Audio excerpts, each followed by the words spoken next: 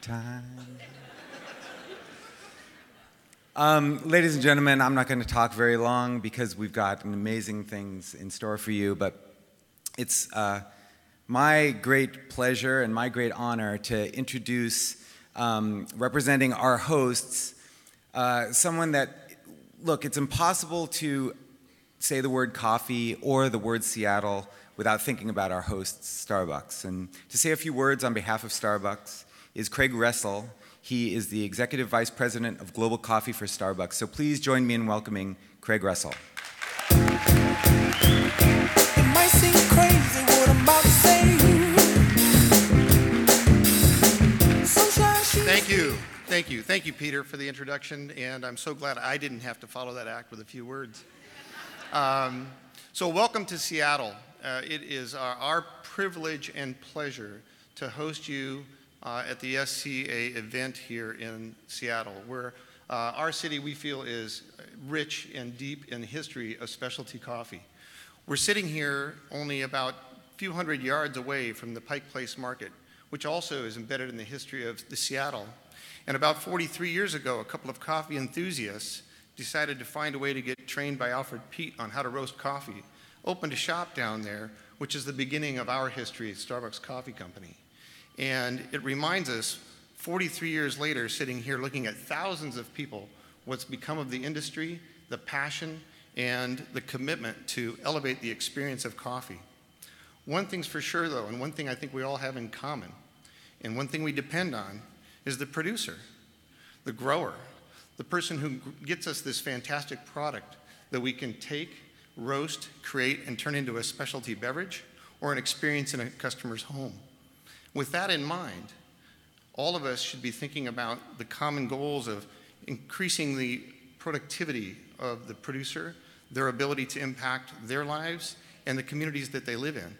And with that in mind, about a year ago, we made a decision to invest in a farm, to buy a farm in Costa Rica, to get our hands in the dirt and to understand what it was like to become a farmer, to really understand what it takes to take a farm in poor condition to great condition and improve quality, to put farmer practices in place, but also beyond that, to bring to life a global agronomy center where we can develop new lines of coffee in collaboration with other industry experts and perhaps bring to life new varieties of coffee that have better cup quality, higher productivity, and disease resistance, and share those with the industry.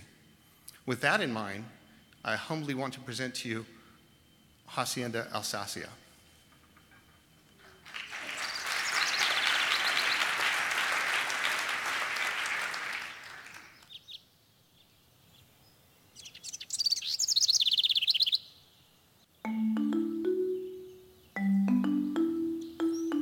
So we are at Hacienda, Alsacia, which is the farm in Costa Rica that Starbucks purchased.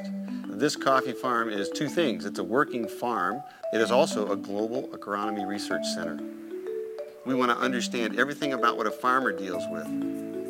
Starbucks has never owned a farm anywhere in the world, so this is an entirely new venture for the entire company. The biggest challenge on this farm when we acquired it was that parts of the farm hadn't really been taken care of as they should have been. So we created the plan primarily focusing on cleaning up the farm, identifying unproductive lots for renovation. We repaved and resurfaced 2 large drying patios for coffee, so that'll be in use for next year. We're feeling fantastic. I actually can't believe how much has been accomplished on this farm in only 90 days. This farm is a huge learning center for us. It is a place for research and development of new coffee trees. Acá tenemos la primera línea de variedades nuevas que hemos venido desarrollando. Son como mis hijas. En estos momentos tenemos alrededor de la idea de estigar unas 160,000 plantas. Es una familia grande. La intención es con este vivero de café establecer parcelas que nos permitan seguir evaluando cuáles son las que mejor se adaptan y buena calidad, de manera que podamos eventualmente poder distribuir estas semillas hacia los productores. I am extremely proud of all the work that's been done here by the team. Sharing that with partners and sharing with them the first crop that we have in January of next year makes me feel very, very excited.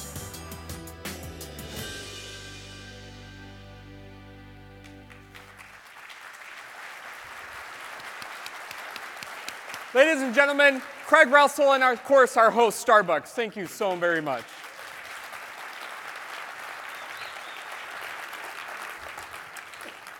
And now, a very special tribute to some volunteers. Who here started as a volunteer in the association? I'm sure many of us in this room.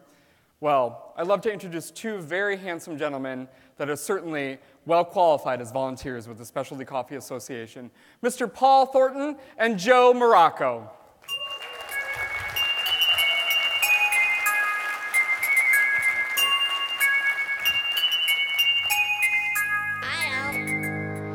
Hi, everybody. Thank you for coming.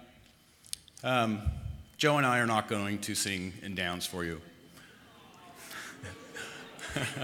You would be singing "Stop Them Now," I guarantee you. We're going to talk about our volunteers. The SCAA event and this association wouldn't exist with volunteers that we have and the volunteers who have been supporting this association for so many years. Over the course of the years of the specialty industry, there are thousands of volunteers who have been supporting the association. Many and oftentimes done behind the scenes and without notice. So over the next few days, you're going to be seeing a lot of volunteers that are going to be wearing these orange shirts. When you see these orange shirts, give that person a high five, shake their hand, and say thank you, because without them, this event would not be the event that it's going to be. So my first volunteer experience was in 1992. As a matter of fact, that was here in Seattle. I was introduced to cupping coffee and was asked to start setting up tables and so forth of what you do for cupping coffee. And it was a little foreign to me, fairly new it seemed like. I spent the last 22 years in a volunteer position. And what I did is I learned. That's what I got out of that. I learned more about the production of coffee, about cupping, roasting more specifically. I had the opportunity to learn more business and understand the business aspects of the association and of the coffee industry, and it helped me do my job better. My first volunteer opportunity for the SCAA was in 2008 at the Midwest Regional Barista Championship, and I was washing dishes for a gentleman who was then known as the Midwest Regional Champion, Pete Licata. And from there, I was able to build a relationship more deeply with the host sponsor of that event, Caldy's Coffee Roasting Company, where Marcus Bonney is now working. And they brought me onto their team, and I learned how to roast coffee after that. So this year, the SCAA staff wants to recognize and thank our volunteers. So let's take a look.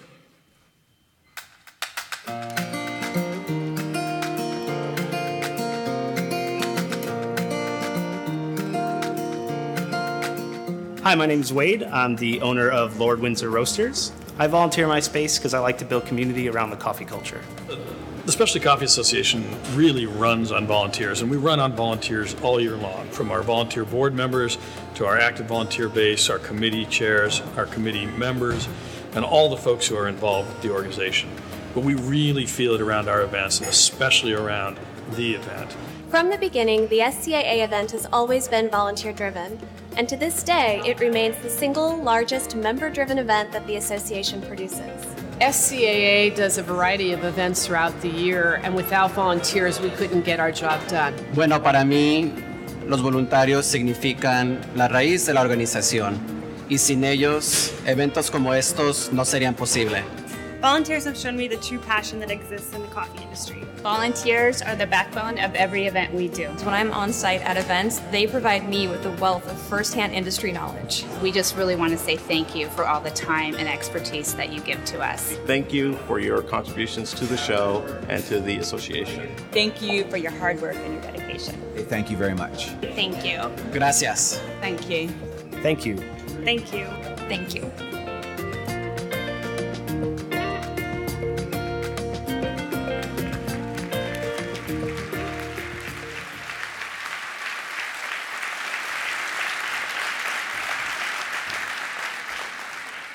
So I bet, really, when I look around, that most of you have been a volunteer. If you're a volunteer this year, 2014, at this event, I'd love to see you stand up.